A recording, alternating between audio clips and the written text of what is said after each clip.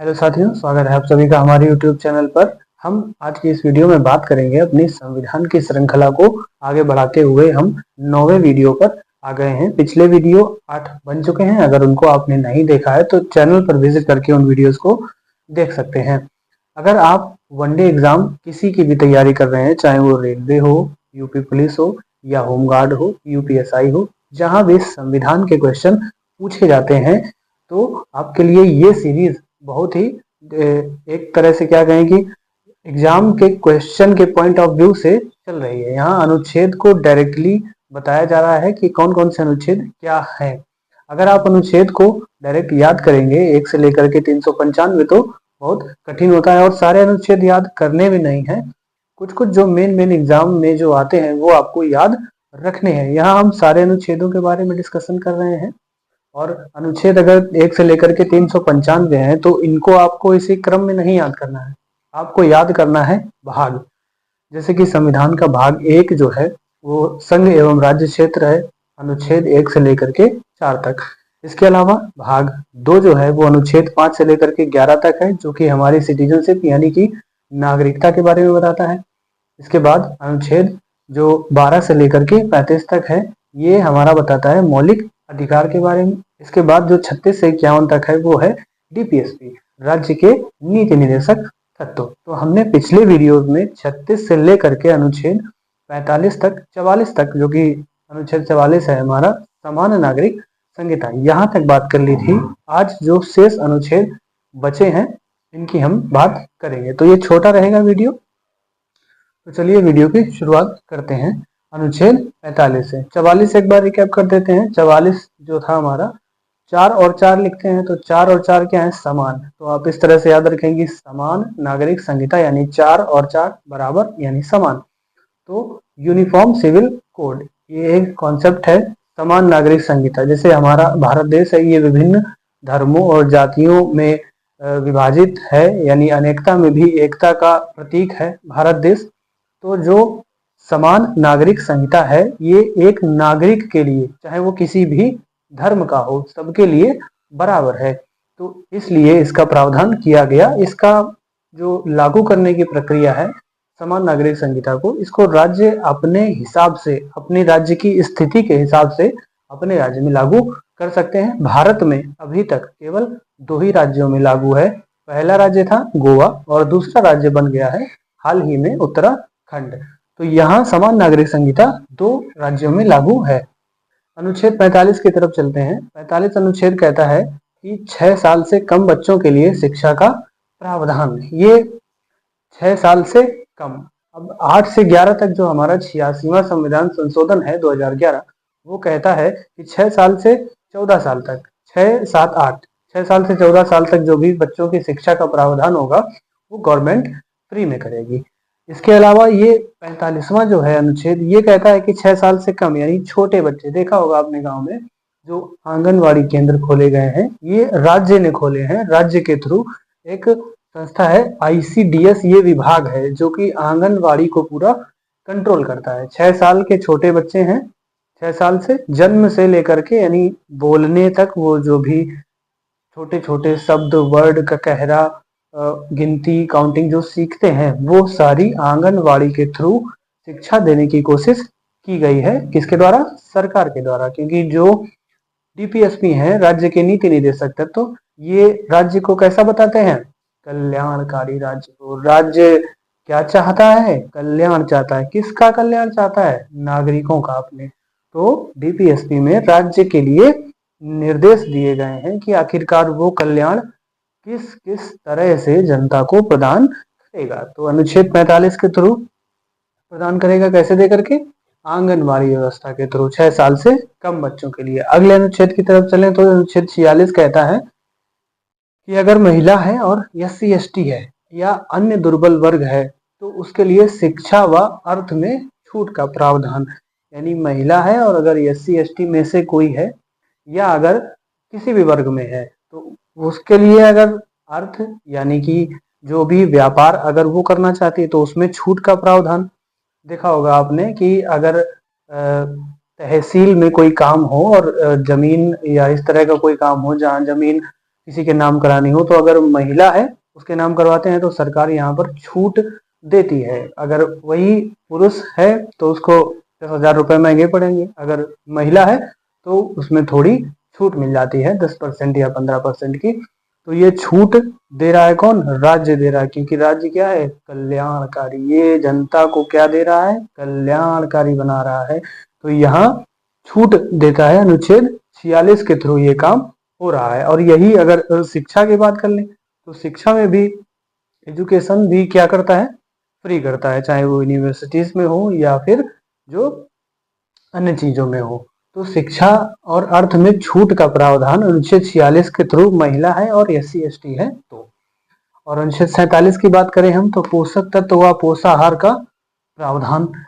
अब 6 साल से कम बच्चे थे तो अभी तक आंगनवाड़ी लगा दी। अब फिर क्या हुआ, जब बच्चे बड़े हुए तो उनको भी पोषण चाहिए, क्योंकि कुपोषण में तो आप देख ही रहे हैं इस समय हाल क्या है। अपने देश का जो संस्था है UN यूनाइटेड नेशन, वो जारी करती है विश्व में हंगर इंडेक्स। तो वहां पर हम लोग अभी तक जो पिछले साल की रैंकिंग थी वहां पर हम लोग थे 101 या 2 नंबर पर, और अभी आ चुके हैं 109 नंबर पर। यानी जो रैंकिंग है वो और खराब हो रही है।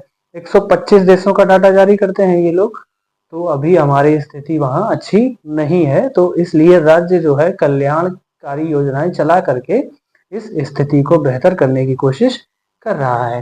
तो इस किसके थ्रू? पोषाहार का प्रावधान। अब किस तरह से किया है? मिड डे मील योजना चला करके, जो कक्षा 6 से लेकर के क्लास 6 से लेकर के हाई स्कूल तक या 8 तक जो हायर स्कूल हैं, हायर सेकेंडरी स्कूल हैं, वहां पर मिड डे मील योजना चलती है। जो बच्चे हैं उनको दोपहर में जब लंच होता है तो लंच के समय सरकार उसका पैसा देती है, उससे वहां पर भोजन बनता है, खाना बनता है। प्रतिदिन का मेनू डिसाइड है और वही बच्चा खाना खाता है। तो ये एक तरह से पोषण देने की कोशिश करता है कौन? राज्य। क्यों? क्योंकि ये कल्याणकारी है। तो 47 हो गया। 48 की बात करें अगर तो कृषि एवं पशुपालन। आप कृषि कर सकते हैं, पशुपालन भी कर सकते हैं, करते हैं ये लोग। तो इसमें राज्य आपका हस्तक्षेप नहीं करेगा, ये राज्य अपनी तरफ से भी करवा सकता है, जबरदस्ती नहीं, मर्जी के द्वारा। तो ये हो गया। 48A ये संविधान के संशोधन के थ्रू जोड़ा गया था। क्या है इसमें? इसमें है वन्य जीव पर्यावरण संरक्षण के लिए राज्य प्रावधान कर सकेगा।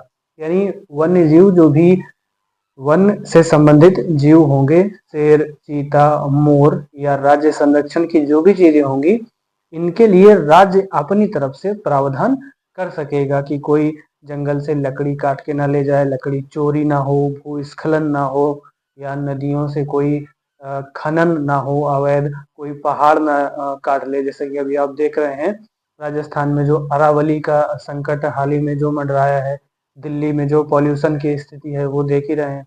अब अरावली श्रृंखला जो है, वहां सुप्रीम कोर्ट ने ये कह दिया है कि अगर 100 मीटर से कम की जो भी चोटी है तो उसको माउंटेन रेंज की श्रेणी में नहीं गिना जाएगा।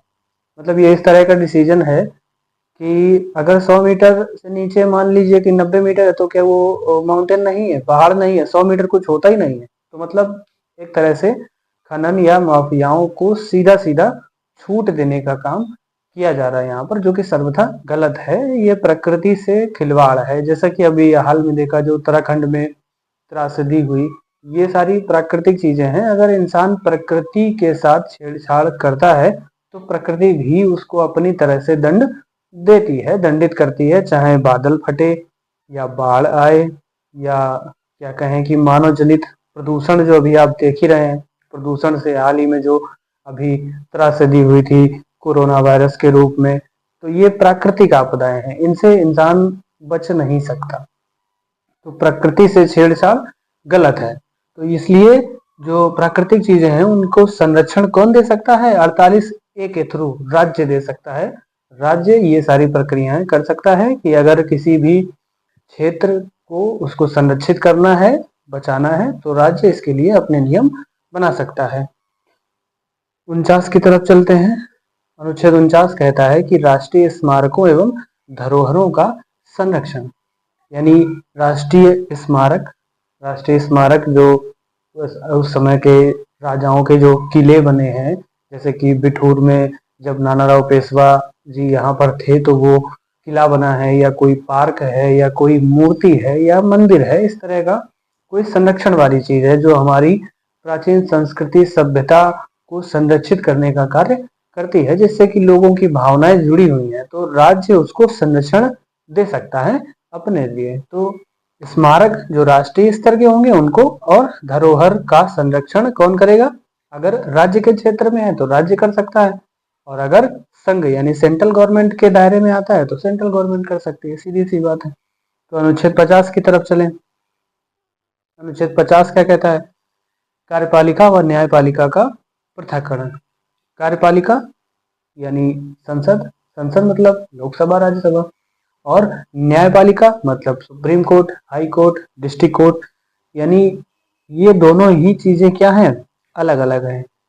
पृथक्करण किया गया है अनुच्छेद 50 के थ्रू, यानी ये उसी समय से जब भारत आजाद हुआ था तब ऐसा था कि तब से ही ये प्रथा है कि अगर न्यायपालिका है तो वो अपना एक स्वतंत्र निकाय है, और अगर कार्यपालिका है तो अपना स्वतंत्र निकाय है, यानी कोई एक दूसरे के काम में हस्तक्षेप नहीं करेगा।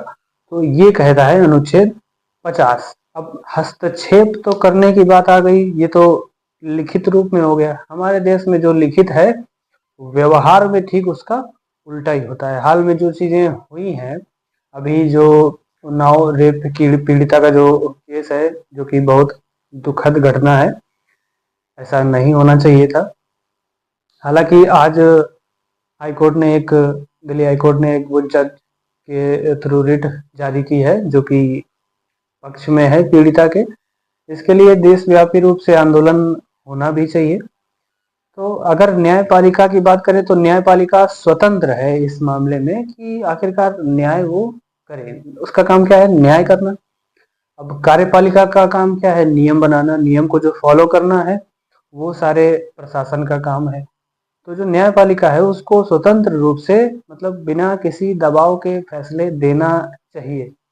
तो ये जो फैसला हुआ ये शायद दबाव में आकर के फैसले को बदला गया था, लेकिन अब इसमें सुधार किया गया है, शायद इस वजह से कि हो हल्ला हुआ है बहुत सारा। तो बहरहाल अनुच्छेद 50 ये कहता है कि कार्यपालिका और न्यायपालिका क्या है? अलग अलग हैं, दोनों एक दूसरे के काम में हस्तक्षेप नहीं करेंगे, चाहे वो हाई कोर्ट हो या सुप्रीम कोर्ट हो। सरकार के फैसले में कोई अड़ंगा नहीं लगाएगा, सीधा सा मतलब ये है। और लास्ट अनुच्छेद डीपीएसपी का, जो कि कह रहा है अंतरराष्ट्रीय शांति सुरक्षा एवं लोक अभिवृद्धि, यानी अंतरराष्ट्रीय शांति सुरक्षा। अब भारत में जितने भी राज्य हैं, कुछ सीमावर्ती राज्य हैं, जैसे कि राजस्थान जो कि पाकिस्तान की सीमा से लगता है राज्य, केंद्र शासित प्रदेश नहीं है, राज्य है। अब चूंकि अंतरराष्ट्रीय बाउंड्री आती है, और इधर अगर देखें तो उत्तर प्रदेश नेपाल से लगता है। तो इंटरनेशनल जो भी संधियां होती हैं देशों की देशों से होती हैं, राज्य की देशों से नहीं होती हैं। वहां पर अगर हम बात करें उत्तर प्रदेश और नेपाल की, तो सीमा लगी है उत्तर प्रदेश की। अगर कोई ऐसी संधि नहीं होगी कि उत्तर प्रदेश और नेपाल के बीच में संधि हो जाए और भारत सरकार यानी कि राष्ट्रपति या प्रधानमंत्री उसमें हस्तक्षेप ना करें, ऐसा हो ही नहीं सकता। क्योंकि संघ सरकार जो है वो केंद्र सरकार जो अंतरराष्ट्रीय लेवल पर, इंटरनेशनल लेवल पर देशों से संधि या विच्छेद करने के जो भी फैसले हैं उन सब मामलों में स्वतंत्र है। राज्य उसमें सिर्फ मदद कर सकता है, उसमें अड़ंगा नहीं लगा सकता, उसको रोक नहीं सकता है। और तो और जो संधि अगर राष्ट्रपति के द्वारा साइन कर दी गई है, राज्य उसको अक्षरशः पालन करेगा ही करेगा, ये कहता है अनुच्छेद 51। लिखित में क्या है कि अंतर्राष्ट्रीय विवादों में राज्य निपटारे में मदद करेगा, और संधि को राज्य उसी तरह मानेगा जिस तरह संघ ने संधि की है। वही बात है कि अगर केंद्र सरकार ने कोई संधि समझौते पर हस्ताक्षर कर दिए हैं तो राज्य को मानना ही पड़ेगा, और राज्य मानता ही है। तो ये हो गया अनुच्छेद 51। अंतरराष्ट्रीय स्तर पर कोई भी शांति सुरक्षा समझौता होता है तो वो राज्य मानता ही मानता है, उसमें विवाद की स्थिति उत्पन्न नहीं करता है। तो ये हो गए अनुच्छेद 45 से लेकर के 51 तक, यानी राज्य के नीति निर्देशक तत्व। हमने जो भाग 1 की बात करी, एक बार शुरू से जरा रिकैप कर लेते हैं। अनुच्छेद 1 से लेकर के 51 तक खत्म हो गए हैं। कुल अगर वीडियो की संख्या देखें तो पार्ट 9वां वीडियो है ये, और यहाँ पर हमने खत्म कर लिए हैं अनुच्छेद 1 से लेकर के 51 तक, और भाग खत्म हो गए हैं कितने, 4। अब एक बार देखें, अगर हम भाग 1 की बात करें तो अनुच्छेद 1 से 4 संघ एवं राज्य क्षेत्र, और भाग 2 की अगर हम बात करें तो नागरिकता अनुच्छेद 5 से 11, और भाग 3 की बात करें तो मौलिक अधिकार जो कि 12 से लेकर के 35 तक है, और अनुच्छेद 36 से लेकर के 51 तक जो कि आज के इस वीडियो में समाप्त हुए, जो कि है हमारा DPSP directive principle of state policy, यानी राज्य के नीति निर्देशक तत्व। तो यहाँ तक अनुच्छेद 36 से लेकर के 51 तक हमने वीडियो में कवर किए हैं। तो वीडियो अगर आपको ये पसंद आया है तो वीडियो को लाइक कर दीजिए, और चैनल को सब्सक्राइब नहीं किया है तो चैनल को सब्सक्राइब जरूर कर लीजिए। मिलते हैं नेक्स्ट वीडियो में, तब तक के लिए जय हिंद।